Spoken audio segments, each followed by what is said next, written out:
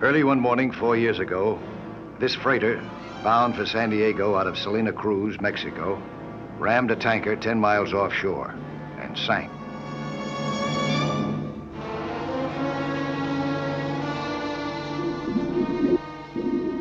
That wasn't the end of the story, just the beginning. The freighter had gone down in deep water, but during the next few years, the tides carried her inshore to shallow water and smack into a well-traveled shipping lane. This made her a menace to merchant or naval vessels of any sizable draft. She had to be removed. By whom? Well, clearing the inshore shipping lanes is a Coast Guard baby. And they tagged me as the babysitter. I'm Mike Nelson. I'm a Commodore in the Coast Guard Auxiliary. I learned the tricks of the underwater demolition trade during the war. I was using them all on this job. Demolishing a wreck requires multiple charges properly placed and planted with care. These explosives were so nervous, they could blow if you looked at them the wrong way. They sure would if you hit them the wrong way, or if the hull shifted suddenly. That doesn't happen too often.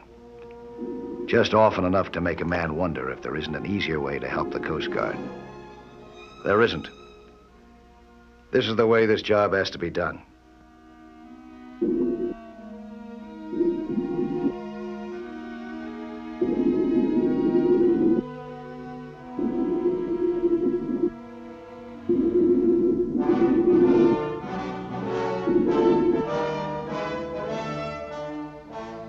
I'd been doing it now for 2 days, planning enough explosives to launch a spaceship, but I still wasn't finished. All the same, it was time to call it a day.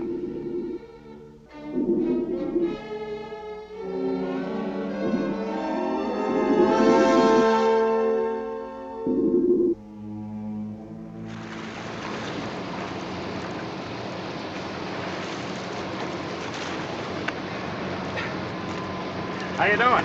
Pretty good. If I don't run into any snags, I ought to be ready to blow it day after tomorrow. Let's go home, huh? All right. All engines ahead started, left full rudder.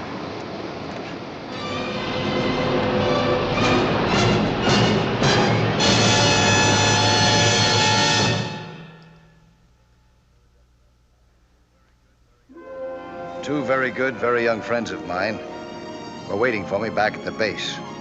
Lou James and the gal he was planning to marry, Mary Carter. Mike, we have something to talk to you about. You have, huh? Right. Well, walk me back to my car. Sure. Okay. Gosh, it's great to see you guys. Great to see you.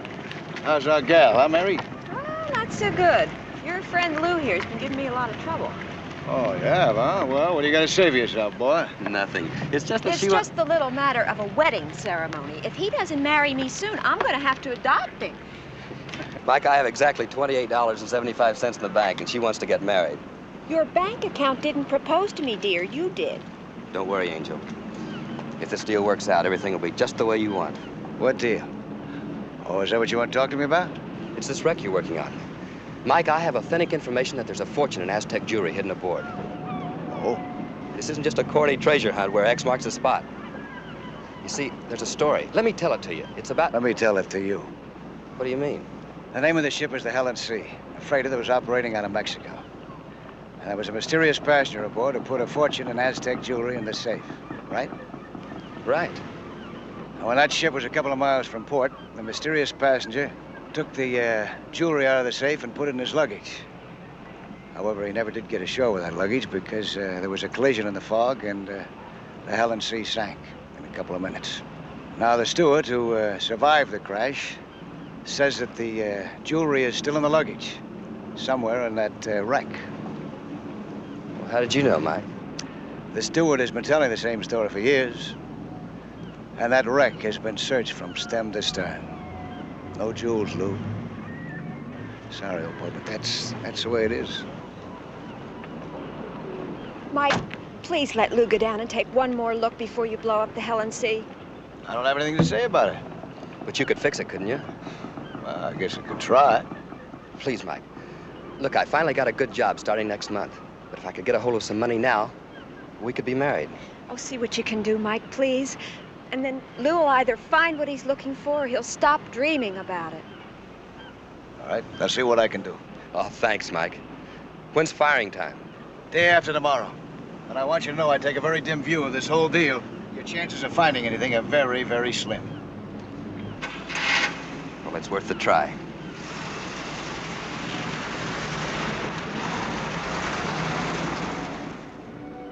I didn't have much trouble arranging things with Commander Brady. We took Lou out on the cutter next morning, and the commander gave him permission to search to his heart's content, as long as he didn't interfere with my planting the rest of the charges.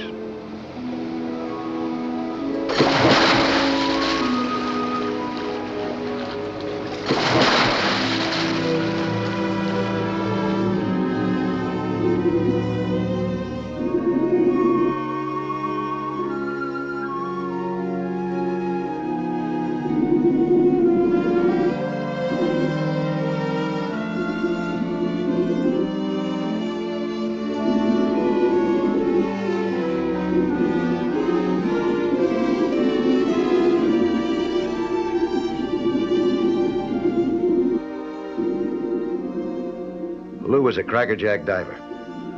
Before I turned him loose, though, we set up some signals, including the standard one of rapping on our tanks, in case either of us ran into trouble.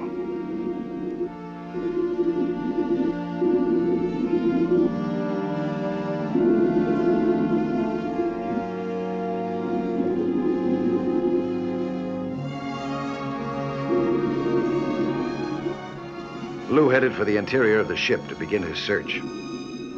I was sure as a man can be that what he was looking for wasn't there anymore, if it ever had been. But I learned long ago that there's no use arguing with a man in love.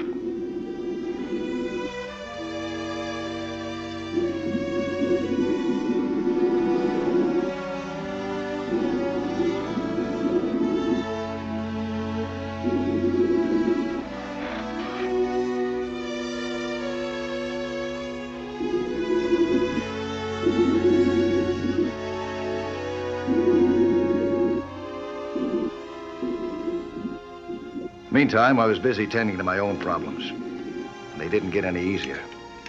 In fact, the more explosives I planted, the greater the danger became for a slip-up, meaning a blow-up.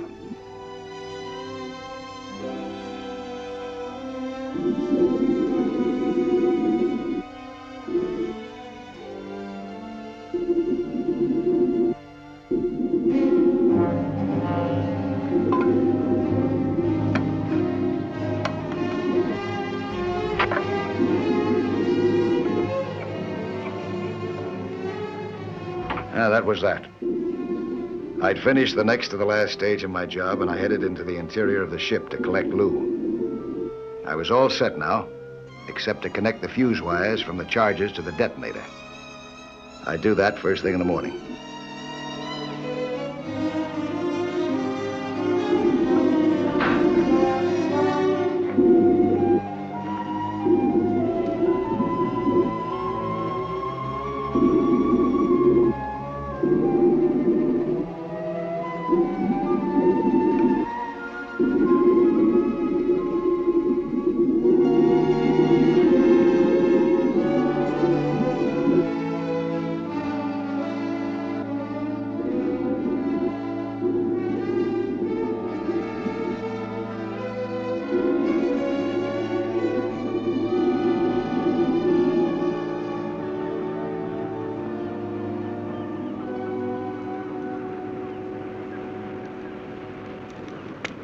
Hi, Murray.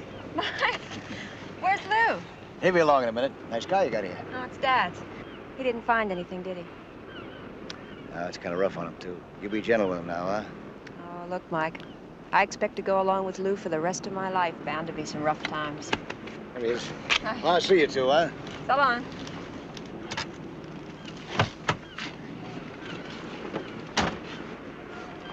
Yeah, I found them. The jewels? You did? Yes. Well, why didn't you tell Mike? Well, I didn't want him to know. I want to surprise him. Why? Well, because he'll want to help me. I want to do this alone. Remember all those people he said searched that ship from stem to stern? Yeah? Well, they just didn't know how, that's all. Well, where are the jewels? Well, I couldn't get them. I need a crowbar to pry a plate loose to get in the hull. But first thing tomorrow morning. Lou, they're gonna blow that whole thing up tomorrow morning. Yeah, but not until 11 o'clock. I'll have plenty of time. Early next morning, we dropped anchor again right over the wreck. I went downstairs with a detonator. This little firing device had quite a big history. It was developed during World War II. Allied frogmen used it to destroy enemy ships in their own harbors and enemy submarines in their concrete pens. We called it Mother Hen. It was as sure as taxes and a lot more deadly. Once she was set, she couldn't be turned off or disconnected without setting off the explosives that she was supposed to. I ran my fuses out from the charges and tied them off at Mother Hen's terminals.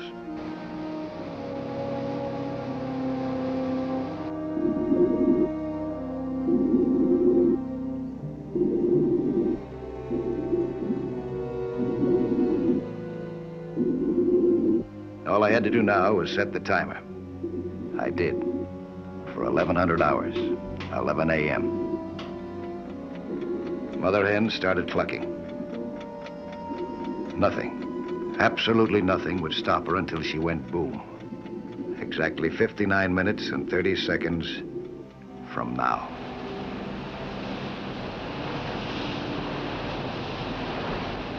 All set, Mike. Oh, good. You'll check the wreck again after the explosion. Okay, but there won't be anything left but a couple of toothpicks. As we pulled out of the explosion area, I relaxed for the first time in 3 days. I didn't know that my bull-headed young friend, Lou James, had been waiting just over the horizon to move in after us.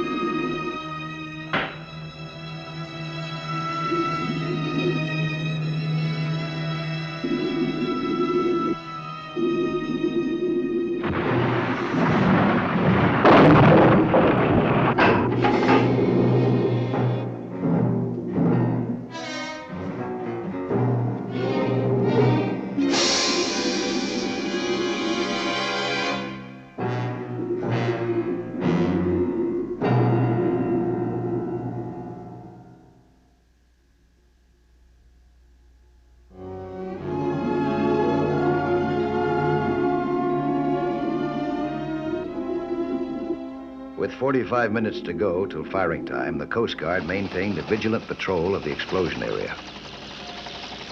The helicopter spotted Lou's motorboat promptly.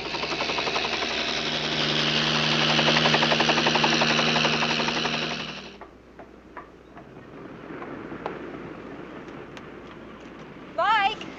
Mike? Oh, hi, Mary. Mike, I've got a secret that I really shouldn't tell anyone, but I'm dying to tell you.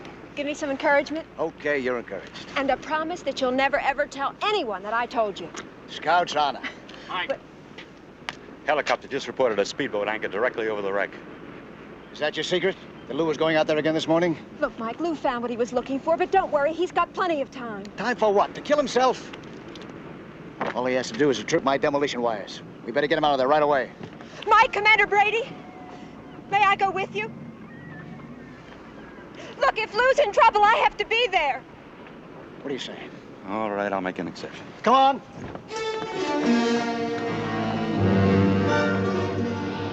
31 minutes from now, Mother Hen would set off an underwater explosion that would crush the life out of every living thing within a radius of 200 yards. That wasn't the worst of it. Nothing under the sun or above it could stop Mother Hen. To tamper with the charges in any way, or to try to cut the wires, would trigger the explosion right then and there. You keep your chin up.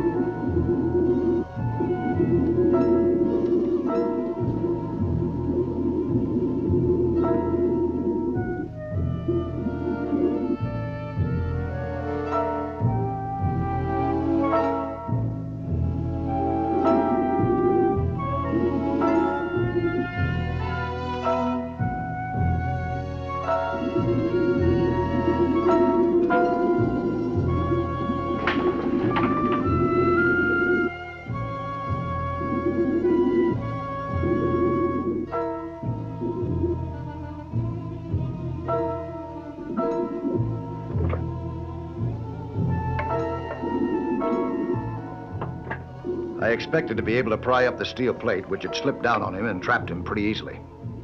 But the crowbar that had got him into this mess wasn't any help getting him out.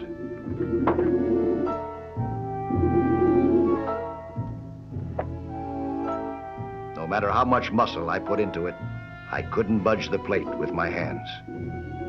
I had to figure out some other way fast, and it had to work the very first crack out of the box. That's all there'd be time for. Just one try.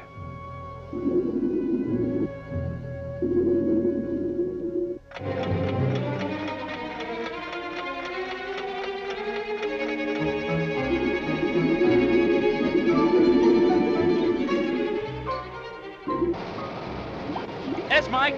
Where's Bill? Is he hurt, Mike? Give me a hydraulic jack. What happened to him? Tell me. He's trapped behind a steel plate. I'll get him out with that jack. Mike! Don't worry now, Mary. I'll get him out. Here it is, Mike. You better get out of here, Bill. Tell that chopper to stand by ready to pick us up when we surface, huh? And don't stay down more than 10 minutes. That'll give you 2 minutes leeway.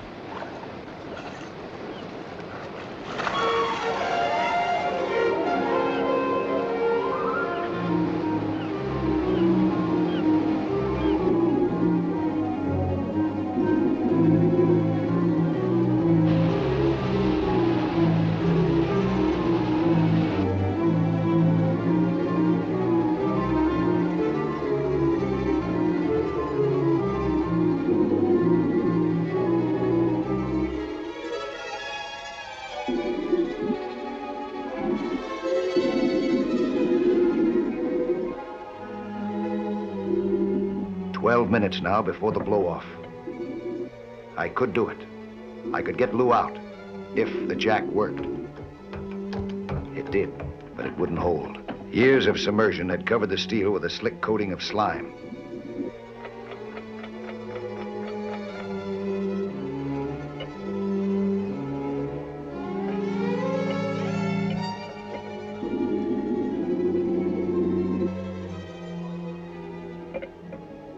Tried again. No good. And Mother Hen kept clucking away. There had to be some way to give that jack a solid footing. Something to give it firm footing. I was wearing it. One of my swim fins. That should give me the traction I needed.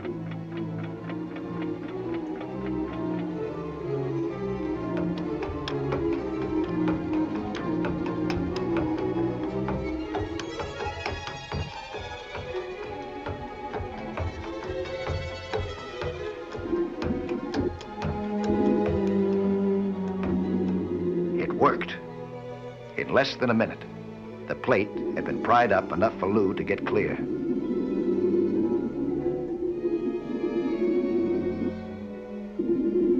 my young friend had a one-track mind. He had come down after something, and he wasn't leaving without it.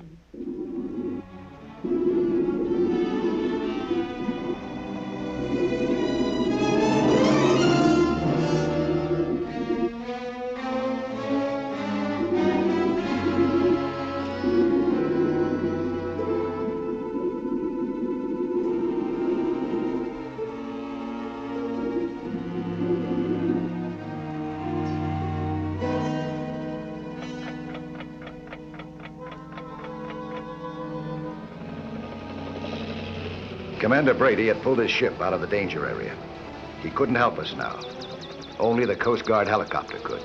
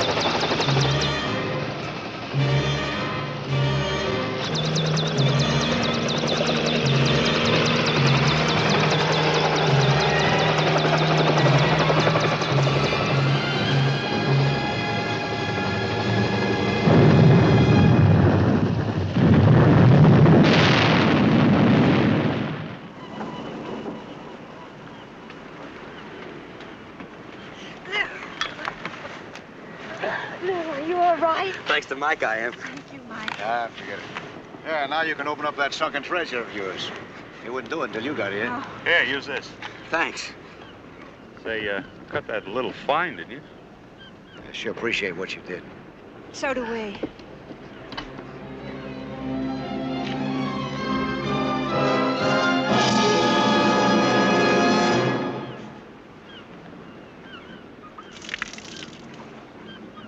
Empty. Empty. Don't let it get you down now, boy. Just think what would have happened if that box had been full of jewels, huh? You'd have been a millionaire. You'd have been deprived of the pleasure of working for a living. It's not funny, Mike. We'll have to wait for months to be married now. How much money did you say you had in the bank? $28.75. Well, that's enough for a marriage license. And a one-day honeymoon, isn't it, Mary? It sure is, Mike.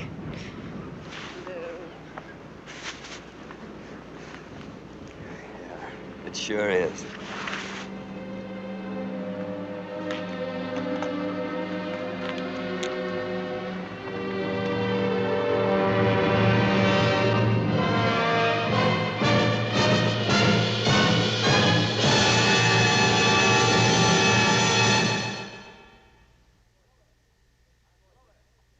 Hello there. I'm Lloyd Bridges. You know, 3/5 of the world is covered by the sea. And how little most of us know about that underwater world. Go below with us again next week, huh? For another thrilling adventure in Sea Hunt.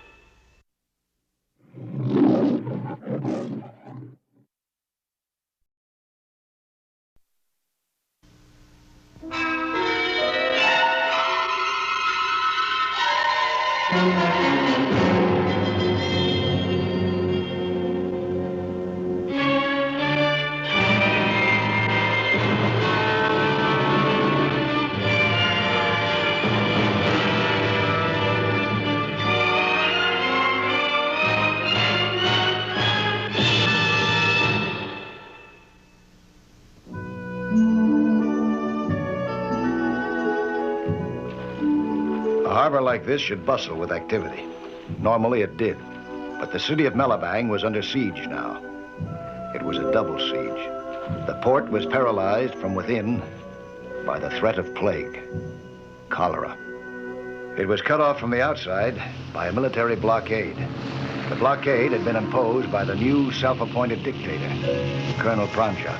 This was his answer to Melabang's demand for constitutional liberty for itself and the rest of the country. The gunboats were reinforced by an underwater minefield from the docks to the harbor entrance. The mines were crude and put together in a hurry, but that only made them more deadly.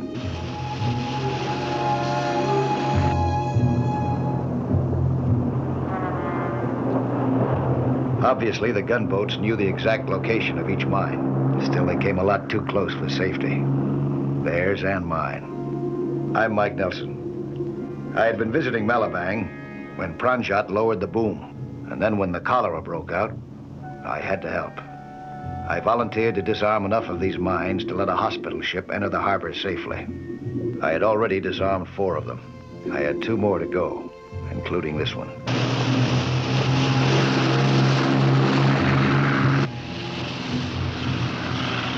The little box on top held the firing mechanism. It worked by contact and pressure. A good-sized fish could brush by it harmlessly. But a boat passing by close enough would set it off.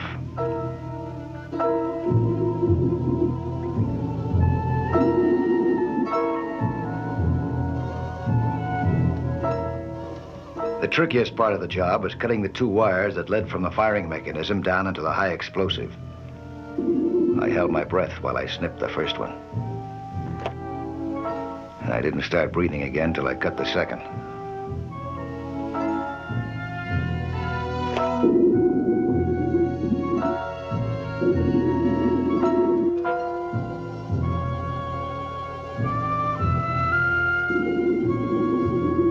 The explosive inside the bag was especially tricky. It was called C3. 10 times more unstable than dynamite and 100 times more powerful. I couldn't leave it floating around in Melabang Harbor, that was for sure. It would decompose, however, buried in the sandy bottom. This was the 5th load of explosive I disposed of this way.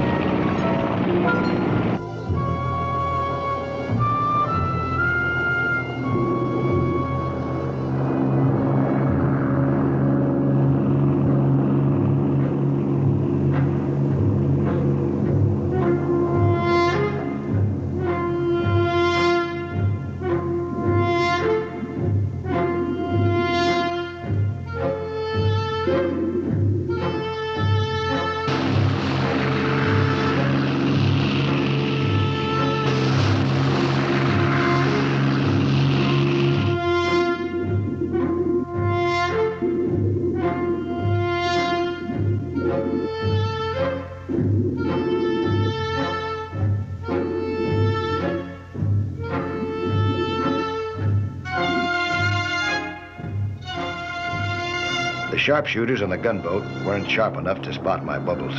They continued along in their patrol pattern. But their passage overhead set the mine bobbing and weaving like a punch-drunk fighter.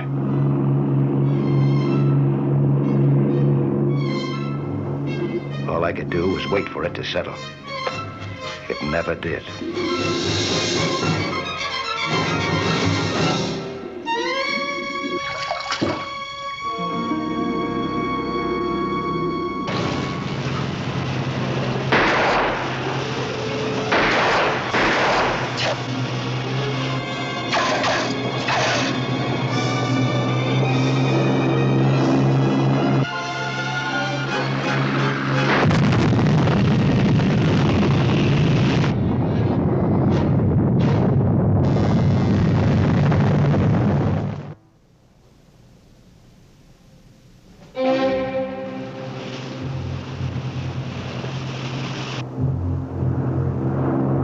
I was lucky.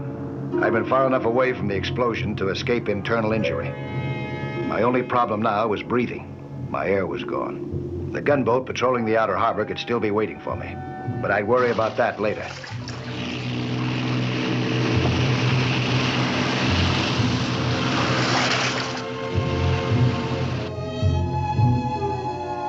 I didn't need the tanks anymore, so I ditched them.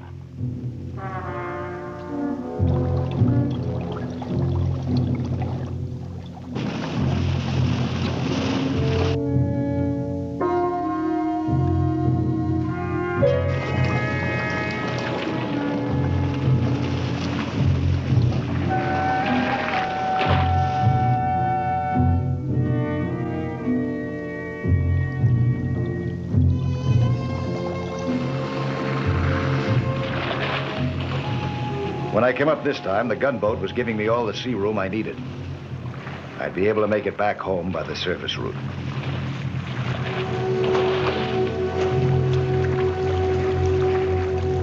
My checkpoint was the tower which served as the command post of the Malabang resistance movement. I felt pretty good. We had won the battle to clear the harbor. But on shore, the fight was going all the other way. They were taking a beating even inside the command post. Mayor Sanandar, the resistance leader, told me how bad it was. He didn't mince any words either. We're losing control, my friend. Since noon yesterday, 155 new cases. Oh, no. Still nothing to treat them with? No. What is worse, now the preventive vaccine is gone, too. The hospital ship must come soon or it will be all over. Due right now, isn't it? We've heard nothing since late last night. So cholera may conquer where Pranjat failed. We were winning, Mike. We were beating him. Now we may have to surrender. What?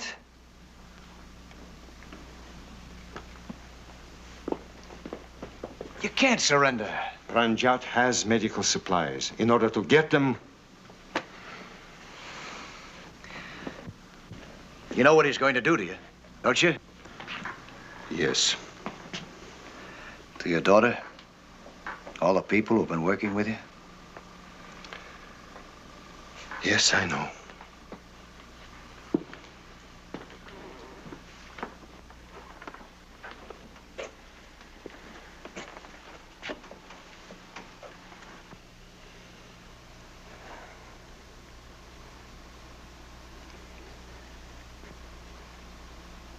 Mike, why did it have to end this way?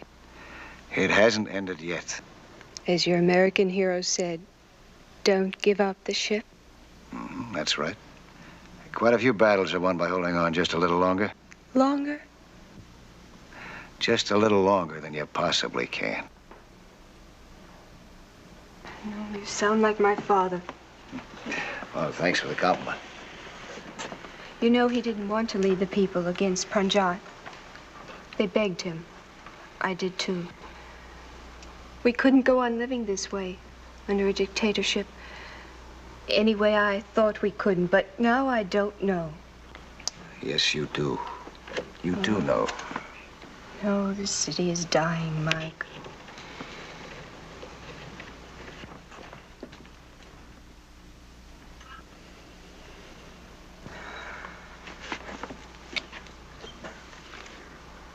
I don't think you were using those pretty eyes of yours very well. The hospital ship's here. Take a look. What? Yeah, been here for quite a while, too. Just putting out a launch, isn't it? Oh, you're right. I can see it. Doctor! Father! The hospital ship!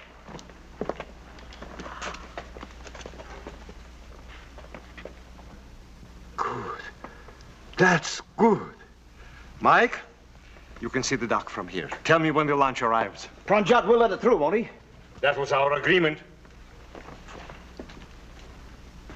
Put me on the air. This is Radio Free Malabang calling all the people of Singalia. Your courage and your faith have been rewarded. Help is here. The hospital ship Louis Pasteur has dropped anchor outside Malabang Harbor. Medical supplies will be landed on our docks in a matter of minutes.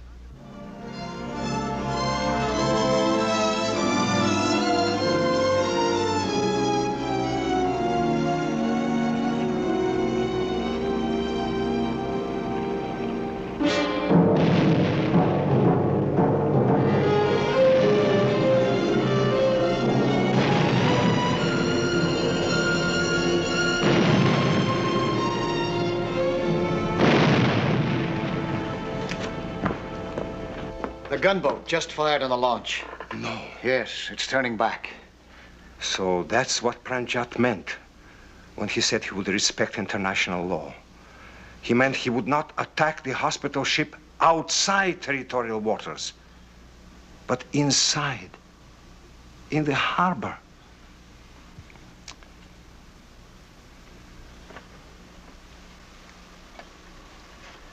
This is Sanandar again. A new crisis has just arisen, which may mean that our hopes may fail. For now, this is Radio Free Malabang signing off.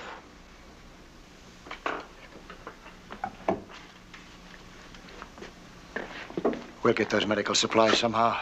Yes, Mike. From Colonel Pranjat. Put me through to his headquarters, please. Oh, no, wait a minute. No, please. Oh, you can't. You can't give up. But, Mike, there is no other way. There might be.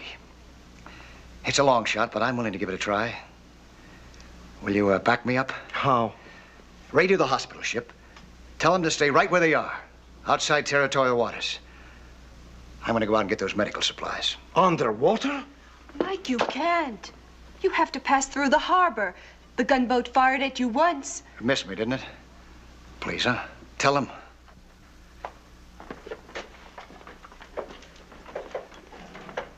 Radio Free Malabang calling hospital ship Louis Pasteur. Radio Free Malabang calling hospital ship Louis Pasteur. Over. The Louis Pasteur to Malabang. Dr. Halevi speaking. Over. Dr. Halevi, this is Sanandar.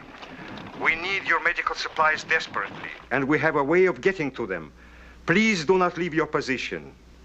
Repeating, please do not leave your position. Over. We will maintain position. We will maintain position. Over and out. Pranjat's men had no intention of maintaining their position. I didn't even suspect it. But before I started for the hospital ship, they knew just where and how to head me off.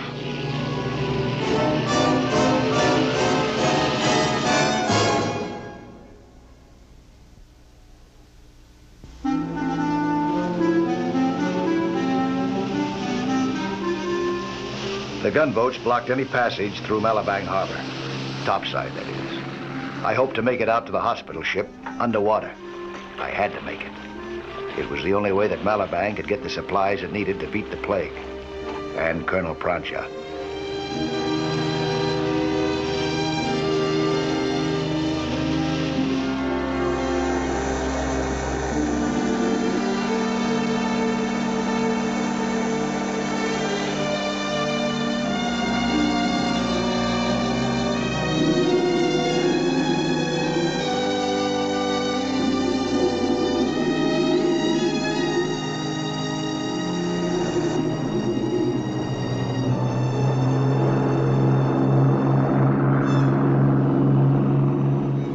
This gunboat had fired at me last time.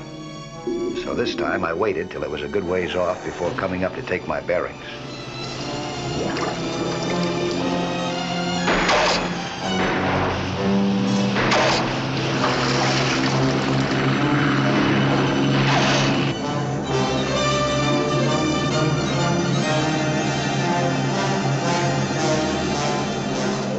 I thought I might be safe down in the bottom.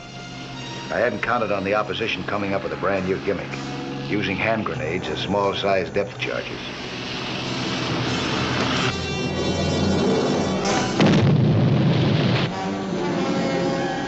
They felt king-size to me.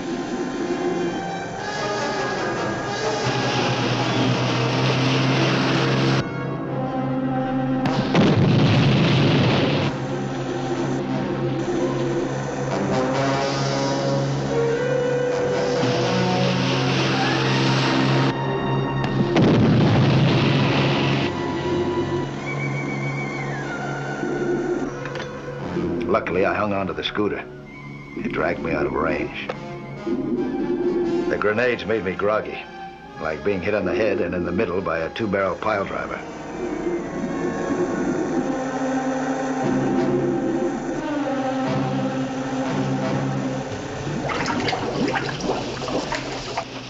That gunboat skipper wasn't taking any chances that I'd escape alive. He circled for another run at me.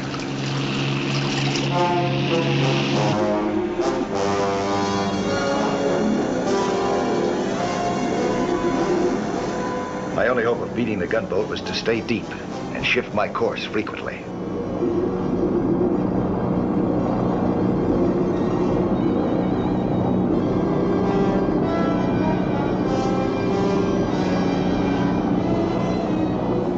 I couldn't do much of that, though. I had to conserve air for the trip back.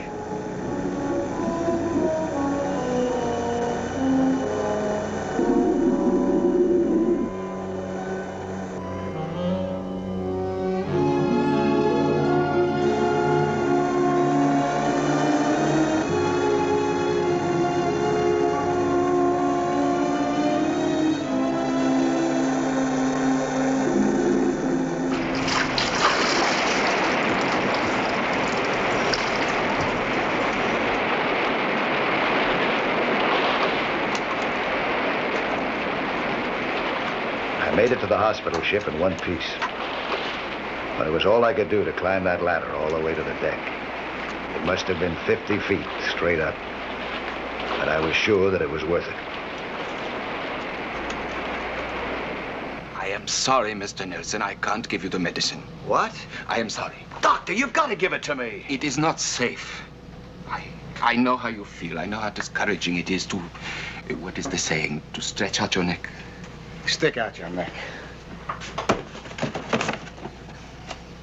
I could get ashore with this stuff, but you'd have to put it in waterproof cases. Could you do it? Yes, of course I can do it, but Mr. And I need plenty of strong manila rope. Mr. Nelson, please listen. I know I can do it. I could do it in one trip. I just have enough air to get there. That'd be about all. But I could do it. Mr. Nelson, sit down and listen to me. You barely got here with your life. And now you propose to go all the way back with 3 cases of medicine underwater. That is all the cholera vaccine there is within hundreds of miles. I can't afford to take such a chance. Dr. Levy, I don't know how much you know about military blockades, but... I am from Tel Aviv. My country was blockaded for years. Well, then you know what'll happen. They'll kill Sanandar first and talk about medicine later. Malabang will go up in smoke if we let him surrender. If we let them? It's up to us. That medicine is all important to them.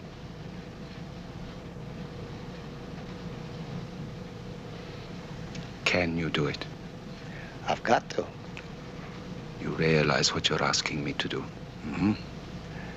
To stretch out your neck for freedom?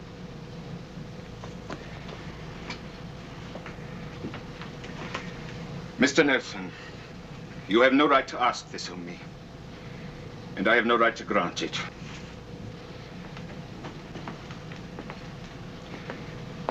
But I'm going to.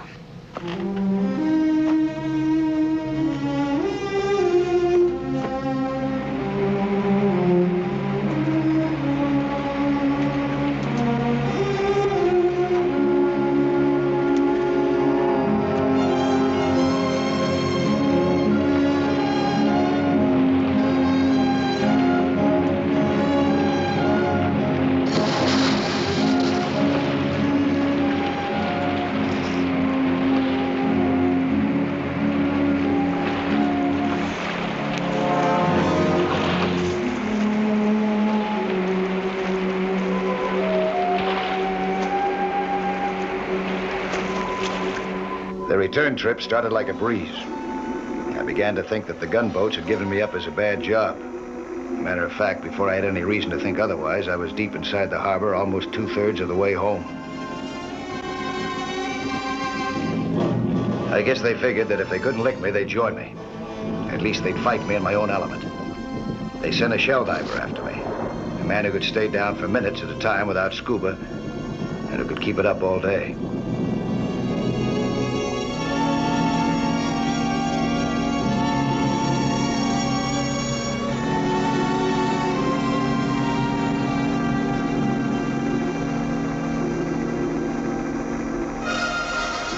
His objective was the same as mine, the supplies.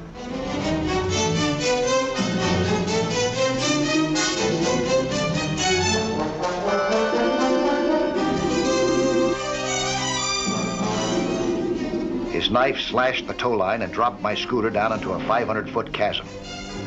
Then he turned his attention to me, but the knife ended up in his shoulder instead.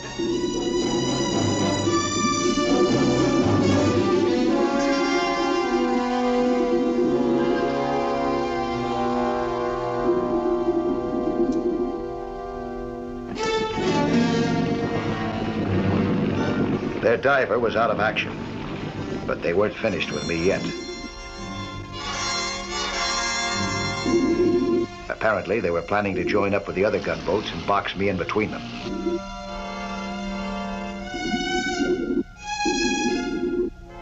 Another mine. One of the other gunboats must have sown a fresh crop.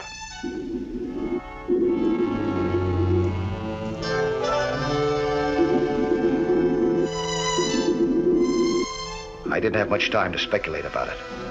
My fight with the shell diver and the extra effort it took to tow the supplies without a scooter had used up my air completely.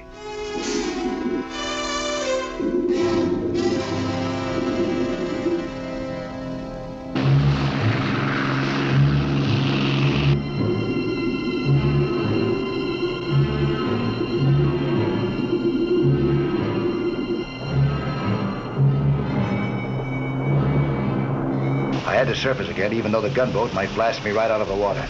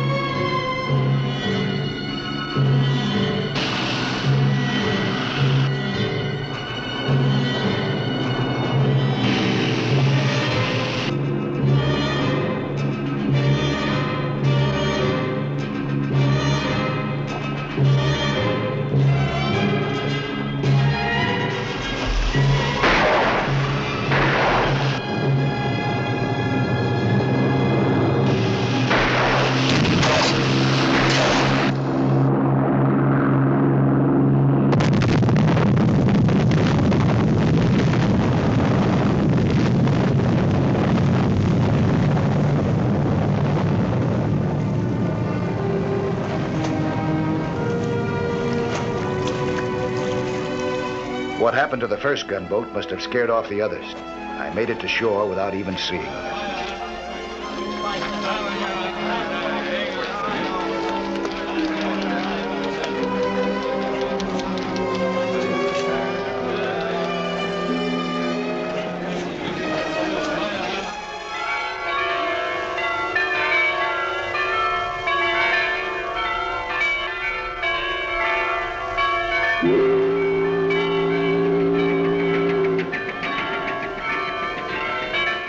I repeat, agreement has been reached among all parties on the island. A constitutional convention will be held here at Malabang under international auspices beginning 1 week from today. This is Radio Free Malabang signing off until 6 o'clock tonight. That's just wonderful. Isn't that wonderful? Oh, Mike. You better keep an eye on that father of yours. I'm afraid there's going to be another epidemic pretty soon. Yes? Uh-huh. An epidemic of freedom. Oh.